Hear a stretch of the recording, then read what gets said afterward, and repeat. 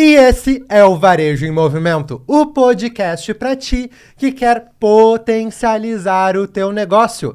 Essa que é uma parceria do Cindy Lojas Porto Alegre, Connector Hub e Studios Pro Hub.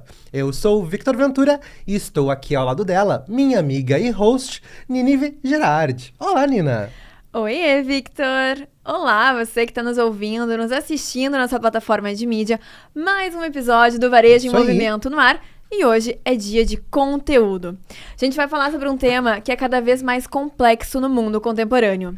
Humanidade e criatividade na era da inteligência artificial. Isso aí, Nina. E para falar sobre esse tema tão importante, a gente está aqui com ele, Chico Zanetti, Head de Tecnologia e Operações da ROC e também foi palestrante da FBV 2025. Bem-vindo, Chico, ao Varejo Movimento. Dá um oizinho pra galera. Olá, pessoal, tudo bem? Primeiramente, prazer estar aqui com vocês. Obrigado, Victor. Obrigado, Nina, pelo convite. Muito bacana estar aqui no Varejo Movimento, essa iniciativa que com certeza ajuda muito quem está assistindo para suas próprias ações e avanço no mercado. Então, um prazer estar aqui com vocês hoje. Que legal, que legal. Bom, tu já sabe, né? É episódio de conteúdo, então tem que pegar a caneta e o lápis, pega o caderninho para anotar todas as ideias, já passei aplicando no teu negócio e realmente potencializar ele. E Nina, nós temos já estamos chegando lá, quase 100 episódios de Varejo em Movimento. Uma terceira temporada. Isso aí, então assim, ó, é muito conteúdo, é muita história e quem quer ficar por dentro de tudo isso, Nina, o que precisa fazer? Primeiro de tudo, se inscreve no nosso canal, né, Isso Victor? aí. Ativa o sininho para não perder nenhuma atualização. Deixa teu like aqui nesse vídeo e compartilha com todos os amigos. Isso aí. E se tá nas plataformas de áudio, dá a estrelinha, dá a curtida, compartilha também realmente pra gente chegar em cada vez mais empreendedores que querem fazer sucesso nos seus negócios. Mas tudo isso e muito mais logo depois da vinheta.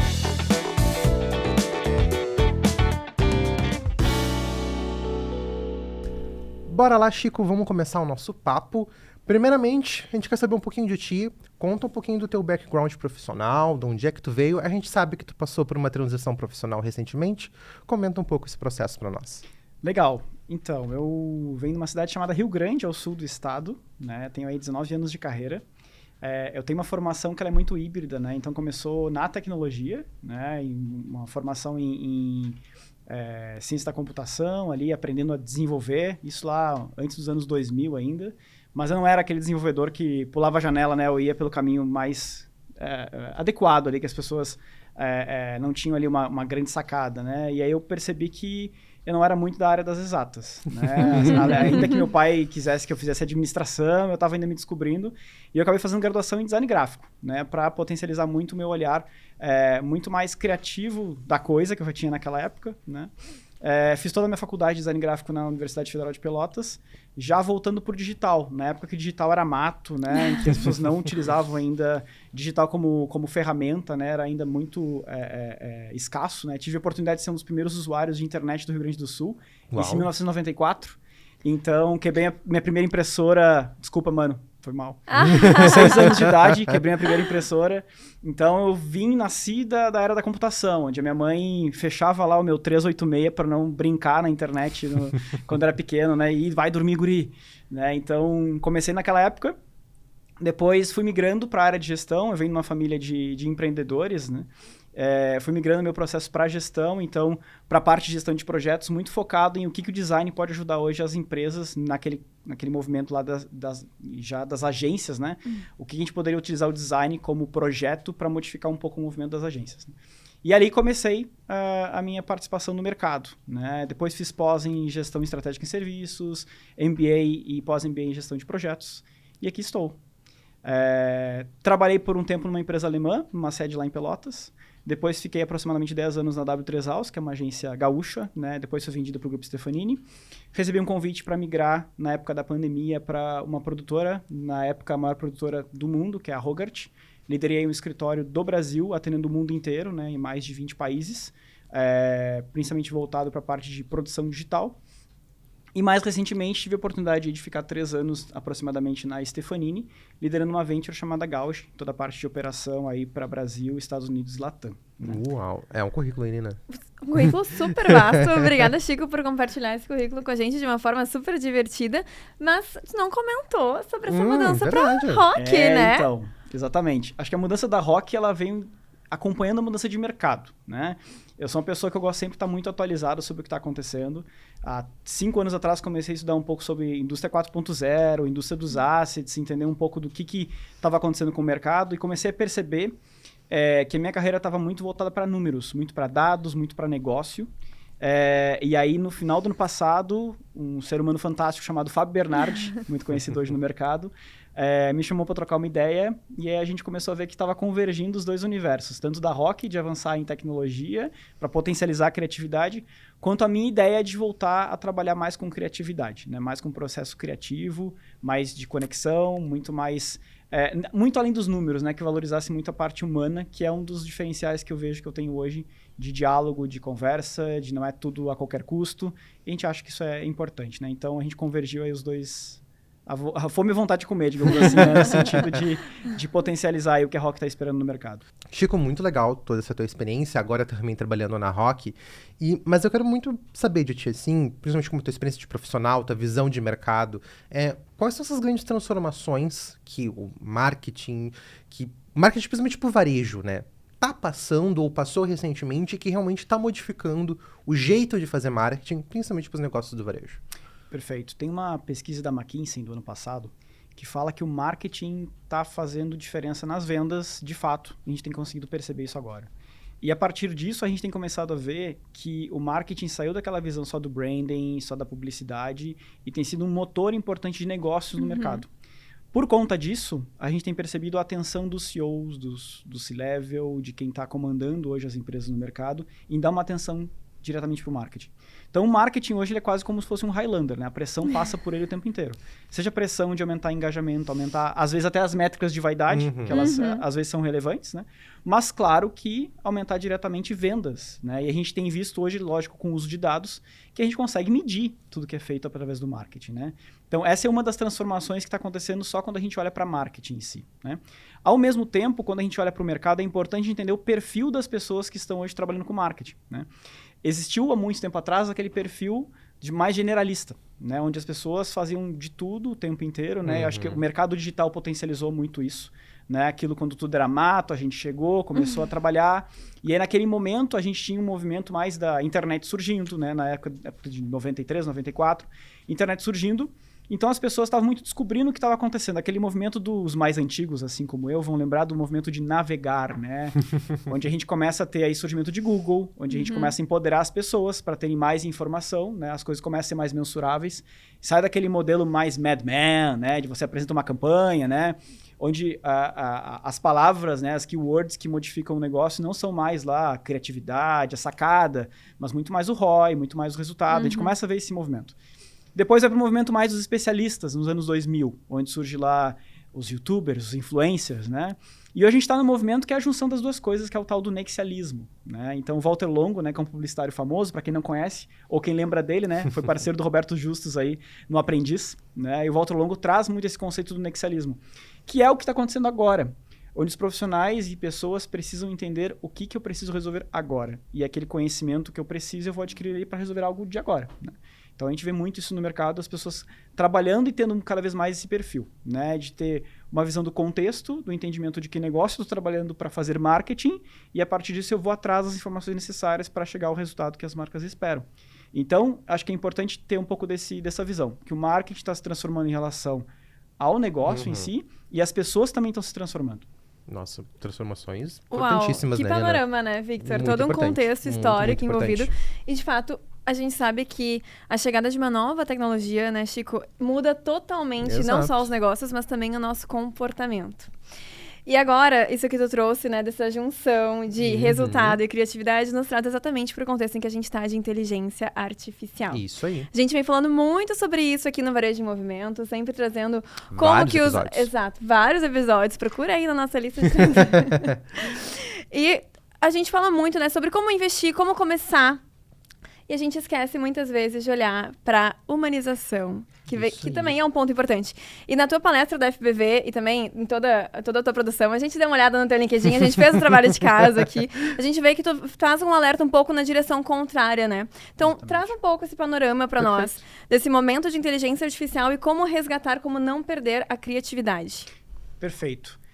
Eu sempre gosto de trazer reflexões dentro dessas falas, porque a IA nos ajuda, inclusive, a ter mais conhecimento todos os dias, né? Então, o que eu acredito muito que o ser humano precisa fazer cada vez mais é refletir, né?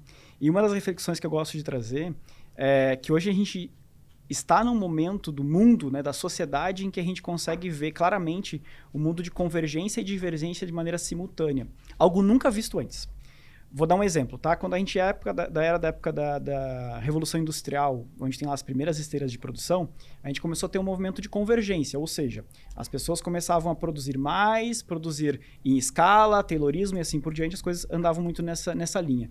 Ao mesmo tempo, começou a ter uma visão de divergência, ou seja, a gente começou a ter uma divergência social. Alto clero tinha poder, o baixo clero era mais as pessoas que estavam ali lidando no dia a dia e começou a ter um distanciamento de remuneração econômica, né? Então a gente começa a ver ao longo da sociedade muitos movimentos que eles são muito espaçados. Corta para os dias de hoje, o movimento é integrado, está tudo acontecendo ao mesmo tempo, né? E se a gente esquece um pouco a IA e olha muito mais para a sociedade, você começa a perceber, por exemplo, o uso de Botox, né? Totalmente diferente de negócios hoje que a gente está falando. Todo mundo começou a utilizar Botox, porque isso, porque aquilo, na parte estética. Então, começou a existir um momento de convergência. Todas as pessoas começaram a ficar muito parecidas, né? Padronização facial. Padronização. Ao mesmo tempo, você vê movimentos sociais de pessoas que estão agora utilizando... Cara, eu não quero mais colocar cor no meu cabelo, vou deixar os brancos naturais se destacarem, né? Então, você vê que o mundo, ele está sempre trabalhando entre convergência e divergência. Isso dentro da nossa realidade, o que acontece? Todo mundo está usando IA. O que vai acontecer? Todos nós vamos ficar iguais. Todos nós estamos buscando a mesma solução. E a gente tem que perceber que nesse caminho de convergência, a gente tem que agir já no universo da divergência. Dar um passo à frente. O que as pessoas não estão fazendo hoje? E o que as pessoas não estão fazendo hoje é muito simples, elas não estão pensando. Elas estão agindo por impulso. Elas estão buscando todos os dias novas ferramentas de mercado. Todo mundo compartilha, né? Tu vê o LinkedIn, o feed do LinkedIn tá as 10 melhores ferramentas para automatizar planilhas. As 10 melhores ferramentas para automatizar o seu marketing. Tá maravilhoso. Isso é a forma.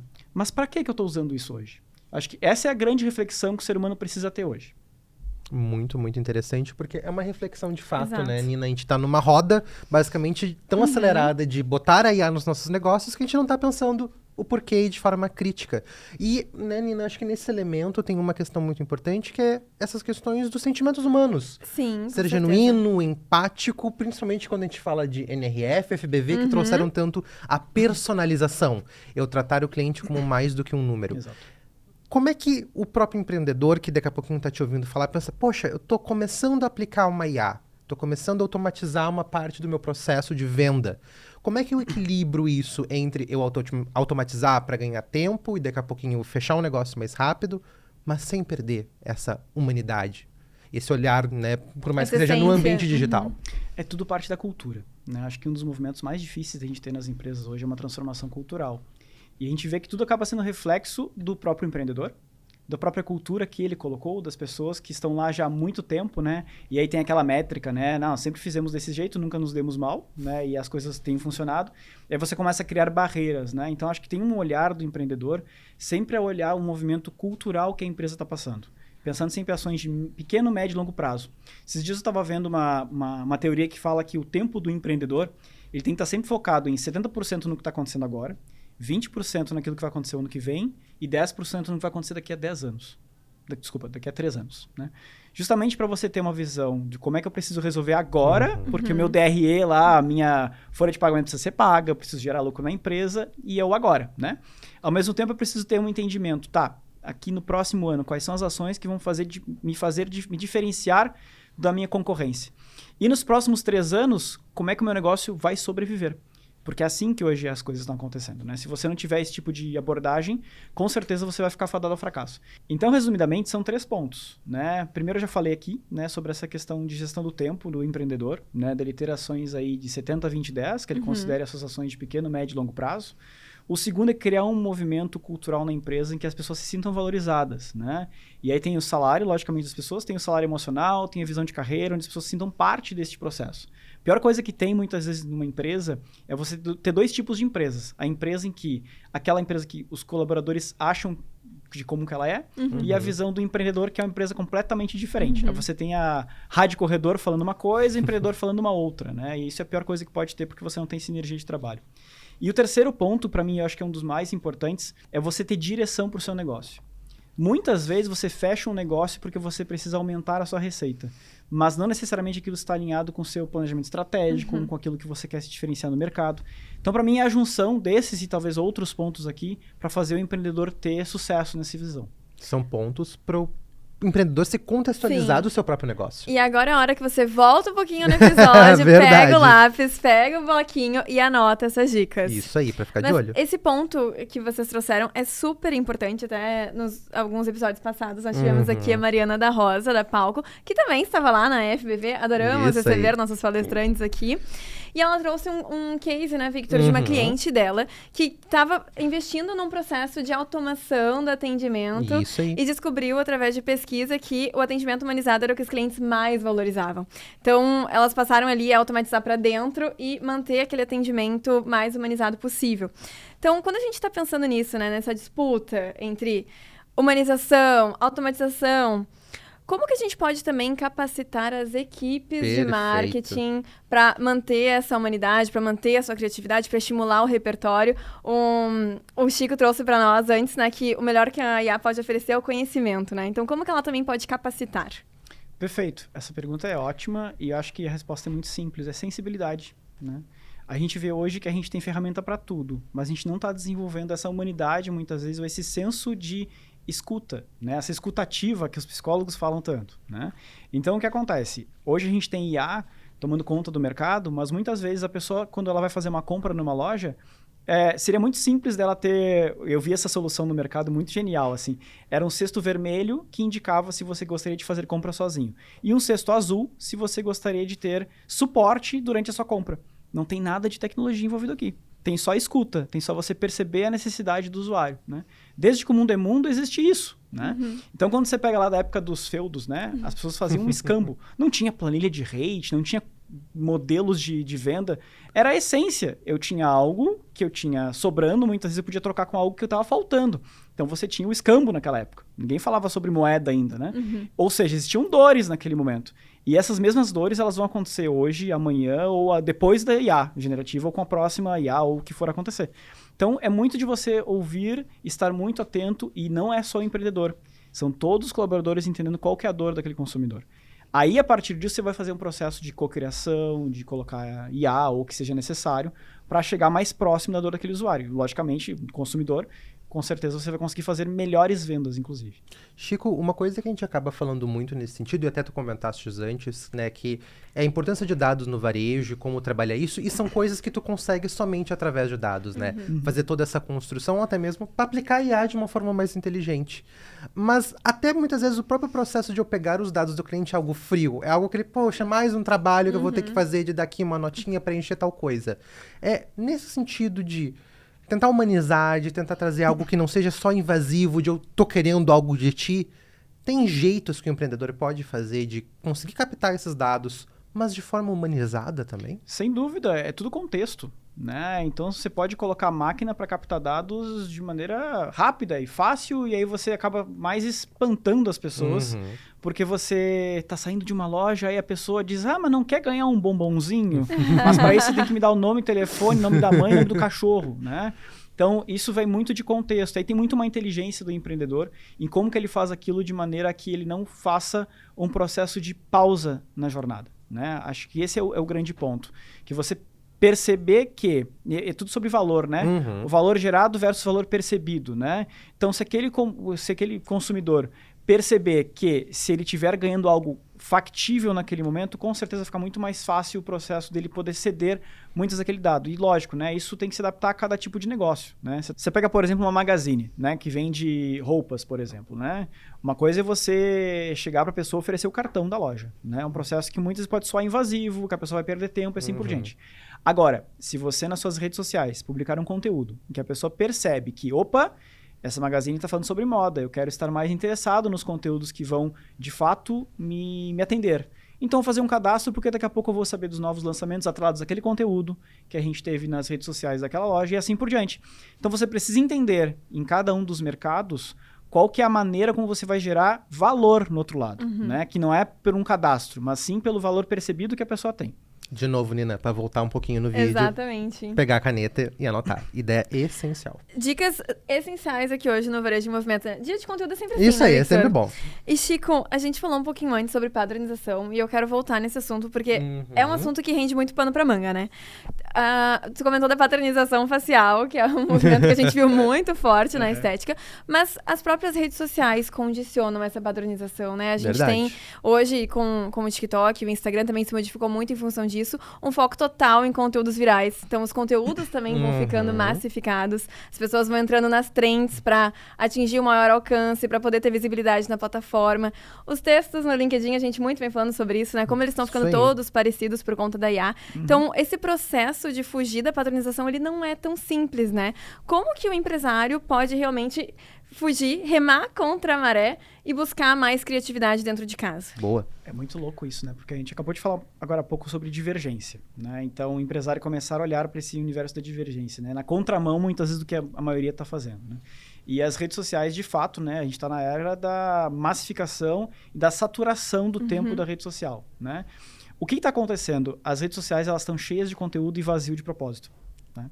A gente tem percebido isso cada vez mais. Que frase, hein, gente? Nossa.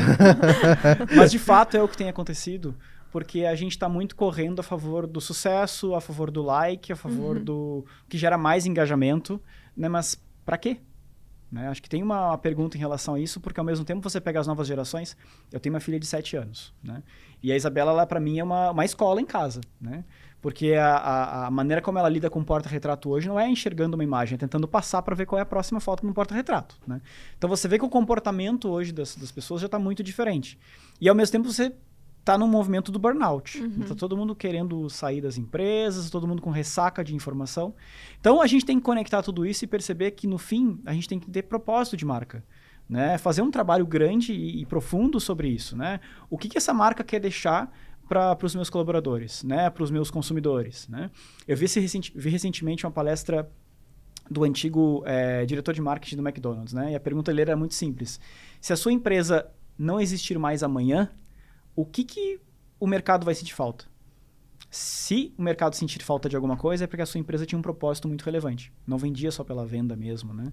Então, acho que essas reflexões, elas são importantes. Por isso que eu falei, a reflexão nesse momento, a pausa do empreendedor para refletir, e a FBV é um movimento importante para isso, para você refletir, filtrar e depois colocar em prática alguns movimentos que você pode fazer, que não seja só sobre aplicar receitas prontas, né? É importante a reflexão do empreendedor. Muito legal, Nina, porque isso acaba se conectando muito com... Não é sobre usar ou não IA, mas ter um pensamento crítico sobre como usar essas ferramentas, por quê usar essas ferramentas. E, Chico, dentro de tudo isso que tu comentaste para nós, a empresa ela pode daqui a pouco ter um penso estratégico. Não, eu vou aplicar uma tecnologia, eu vou trazer IA para o meu negócio, seja ele no modelo que for. Mas o que ela tem que ser inegociável para ela na hora desse pensamento crítico, dessa estratégia dela? Não, eu vou botar IA no meu negócio, mas antes eu tenho que pensar nesses pontos. Perfeito. Não tem bala de prata hoje, né? Acho que todo mundo está experimentando IA. Algumas empresas estão conseguindo já implementar e trazer alguns resultados. E por que elas estão conseguindo? Porque elas estão se permitindo errar. Acho que quando a gente é empreendedor, né, e tem um negócio, a gente sente uma pressão de muita responsabilidade. Logicamente, isso é verdade, né? Ao mesmo tempo, né, a gente foi educado, né? Eu, no meu caso, fui educado numa educação em que eu era...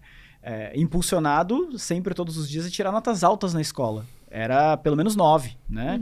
E o empreendedor carrega isso, porque ele tem uma grande responsabilidade. Ao mesmo tempo, ele tem que ter uma cultura interna na empresa de poder errar, de poder testar. É aquele tal do fast and learning que a gente já fala há muito tempo, né? Então, a IA não é diferente. É você pegar processos pequenos, muitas vezes, tentar automatizar esses processos, seja de uma planilha que você tem, seja de um briefing que você vai fazer, seja de uma visão de você ter um processo de cocriação aqui para gerar algo de conteúdo, né? Sempre colocando o ser humano, né? Porque também a gente não pode achar que o artificial vai dominar, muito pelo contrário, né? Não é o ser humano cocriando com a máquina, é o ser humano cocriando com o ser humano, utilizando a máquina, né? Isso é super importante. Então, o que não pode faltar do empreendedor é esse senso de poder errar, de permitir criar ambientes controlados para poder errar, mesmo que seja no paralelo ao que você está fazendo, pega esses resultados, avalia se eles são importantes ou que a gente consegue fazer substituição de demanda humana por demanda de máquina, maravilhoso. Agora, não desligue ninguém. Utilize o tempo dessas pessoas para pensar. Um dos pontos que a gente tem hoje, que é a nossa maior fragilidade, é o tempo. E o tempo, se a gente tiver pessoas que pensam, com certeza, o empreendedor vai estar distribuindo essa atividade que muitas vezes ele carrega sozinho com as pessoas vão se sentir muito mais parte do negócio. Muito legal. Sensacional. Muito, muito, muito legal. Chico, e aproveitando esse gancho, olhando para o futuro da inteligência artificial, para os avanços da tecnologia, quais são os próximos grandes desafios que a gente vai enfrentar aí em termos de negócios, mas também do comportamento humano? Isso aí. Perfeito. As pessoas estão todas se adaptando, né? Acho que esse é o mundo que a gente está vivendo agora, né? Estamos com ressaca de informação de um lado, estamos criando relações artificiais do outro. Esses dias foi muito interessante, porque a minha esposa disse para mim o seguinte: tu conversa mais com a IA do que comigo. E aquilo foi uma reflexão muito importante para mim, né? E aí, na sequência, durante a noite, eu fui dizer boa noite, Alexa, porque a Alexa, ela desliga a luz do meu quarto. E aí, fui fazer uma reflexão, que quando eu disse boa noite, Alexa, ela disse boa noite e desligou a luz. Ela não perguntou se eu queria uma música, ela não perguntou se eu queria sei lá o quê, que é o que a IA, ela nunca te deixa quieto, né? Ela parece aquele vendedor, né, que tenta te vender um sonho o tempo inteiro. E ela adapta o discurso dela com a tua necessidade. Ela nunca te confronta, já perceberam isso? A IA nunca confronta você, né? Então, no fim de todo esse processo, o que a gente está precisando é um pouco mais de sabedoria para usar tudo isso, né? Então, o que vai acontecer com o ser humano? Ele vai ter que ter paciência, vai ter que ter mais sabedoria, tem que ter mais pensamento estratégico. Ou seja, é o mundo de novo, convergência e divergência. Enquanto todos nós e os nossos negócios estão indo para convergência, a gente tem que ter um pensamento lá na frente, que é sobre como utilizar o capital humano dentro dessa relação e fazer as pessoas pensarem, né? Então, a partir do momento que a gente tem a máquina sendo utilizada de maneira massificada, né? Qual que é o espaço do ser humano? Eu acho que é essa reflexão que a gente tem que ter nos nossos negócios. Como eu falei, não é sobre desligar pessoas. É sobre o novo papel que as pessoas vão ter no nosso negócio. Uau! Muito, muito importante essa reflexão. Né, Chico, a gente está quase terminando o nosso papo, mas a gente sempre gosta, né, de uma pergunta espirituosa. Boa. E aí vamos te botar num cenário meio complicado. A gente está observando o futuro, uns 10, 15 anos para frente. O que tu acha que vai ser aquela manchete mais absurda sobre marketing e inteligência artificial, mas que ela é totalmente plausível de acontecer? Tá. Eu acho que a gente vai ter uma pergunta super relevante que vai acontecer nos próximos anos, que é uma redefinição do que é sucesso para marcas e para as pessoas. E se a gente colocar isso numa manchete, eu diria que vai ter uma manchete escrita assim: executivo de marketing de sucesso, ele trabalha 4 horas por dia, mora numa ilha deserta e o avatar dele ganha mais dinheiro que ele. É absurdo, né? Esses dias eu até coloquei nas minhas redes sociais, né? Que daqui a 3 anos, provavelmente, o prêmio de Cannes vai ser prêmio para empresas ou soluções que se destacam na criatividade sem o uso da IA. De novo, né? Estamos todo mundo convergindo para o mesmo caminho. Então, esses absurdos, eles podem acontecer. E por que eles fazem a gente refletir? Né? Que não existe um padrão hoje que a gente precisa seguir, que a gente tem que repensar os nossos negócios, que a gente tem que repensar a maneira como a gente lida com as pessoas, que a gente tem que repensar a nossa cultura. É isso, né? O restante, a IA, ela vai tomar conta. Isso é fato, né? Mas essa definição de sucesso, para mim, esses dias eu estava pensando e vendo algumas pessoas falando sobre isso, ela me pegou bastante. Muito bacana. E nos pegou aqui também, Chico. Tu conseguiu trazer a provocação que tu comentou lá no início. Com certeza quem tá nos assistindo saiu super inspirado, com mais dúvidas, com certeza, mas pra sair refletindo, que é a provocação que a gente trouxe hoje. Perfeito. Mas antes da gente acabar o nosso papo, a gente quer saber também como é que foi a tua experiência na FBV 2025. Conta pra gente como é que foi um pouco da tua palestra e os resultados também que a FBV te trouxe, porque a gente já ficou sabendo aqui na backstage que a FBV continua repercutindo. Boa. A FBV, para mim, é um sinônimo de conexão, né? Onde você tem um movimento onde as pessoas precisam se conectar, né? Acho que é muito convergindo o que a gente acabou de falar até aqui, ó, a palavra convergência em tudo que a gente está falando, né? A gente, de novo, né, tem a IA tomando conta, esses debates eles precisam seguir, com outras pautas, inclusive, sobre a parte de regulamentação, né? Mas o que vai fazer diferença é o poder da conexão.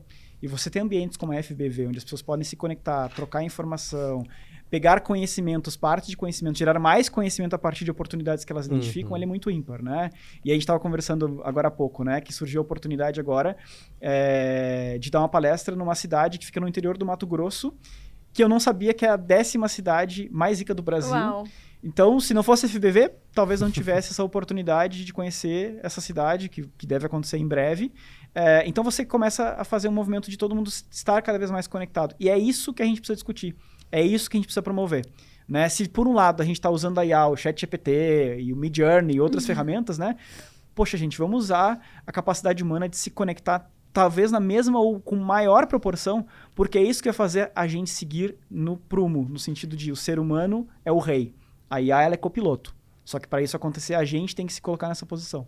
Perfeito, E né, encerrou com uma super citação. A gente já vai colocar a linhaça no nosso Instagram. E realmente a FBV se confirmando como um palco para Exato, potencializar negócios exato. do mundo, de quem visita, de quem apresenta seus Conectando produtos. marcas, conectando negócios, conectando pessoas. Isso aí, perfeito, perfeito.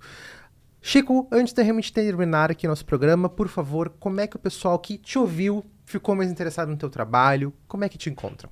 Boa, vocês podem me acessar pelo Instagram, @chicozanetti, com X, X-I-C-O Zanetti, no LinkedIn francisco.zanetti. Então são os meus 2 canais que eu gosto de promover conteúdo aí, tá sempre em contato com as pessoas. Perfeito. Nina, minha cara, te pergunto agora, estamos no podcast? Temos um podcast provocador, né, Victor? Exatamente, pro pessoal aí que tá empreendendo sair realmente refletindo sobre como é que tá usando tecnologia, como é que tá aplicando IA, se ela é necessária ou não, mas principalmente focando naquilo, o ser humano, né? Chico, muitíssimo obrigado pela tua presença aqui no Varejo Movimento, foi um baita papo, Foi uma né, Nina? aula. Então, nossas portas vão estar sempre abertas a ti, por favor, te esperamos na FBV 2026, queremos te ver lá de novo. E você que nos acompanhou, por favor, né? Poxa, baita assunto, né, Nina? Muito legal. Gente. Então, assim, ó, não te esquece, deixa o curtir, comenta, compartilha esse conteúdo, porque realmente vai ajudar a potencializar o teu negócio. Tá inscrito no canal do Cindy Lojas Porto Alegre, vê lá, confirma se tá direitinho, porque realmente é muito conteúdo, é toda semana pra ti um conteúdo novinho, com muita história, muito conhecimento para tu sair aplicando já no dia seguinte no teu negócio. Dina, minha cara, te vejo semana que vem? Nos vemos na semana que vem, Victor, com mais um episódio imperdível do Varejo em Movimento. Isso aí, galera. Muito obrigado mais uma vez e vejo vocês também no próximo episódio do Varejo em Movimento. Valeu! Tchau!